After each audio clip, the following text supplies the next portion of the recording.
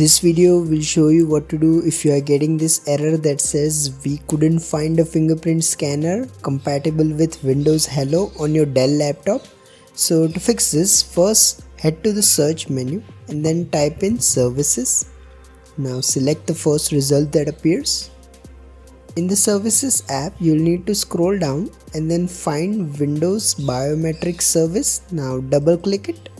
Now click on the stop button to pause the service if it's already running.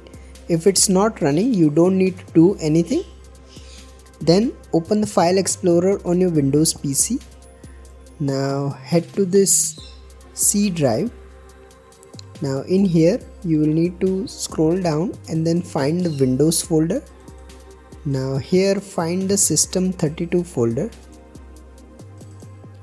Now in here you will need to find this Windows Bio Database folder. Simply open it. Now select all the files inside this folder and then select this trash icon to delete them. Now click on Continue to confirm. Once you have done this, simply close the File Explorer window and return to this Windows Biometric Service. Click on the Start button to start the service. Now make sure the startup type is set to automatic.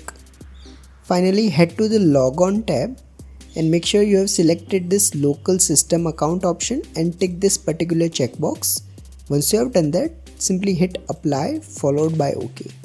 After that, simply go ahead and restart your Dell laptop and your issue should be resolved. However, if you still experience problems, open the settings app again. Now go to the Windows Update tab. Now install any pending updates from here.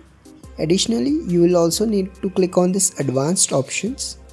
Now go to optional updates and see if there are any updates available from here. If there are, simply select them and then click on this download and install button. Once you do this, you should be able to use the fingerprint sensor on your Dell laptop. If you find this video useful, please don't forget to like and subscribe to Glitch Guru.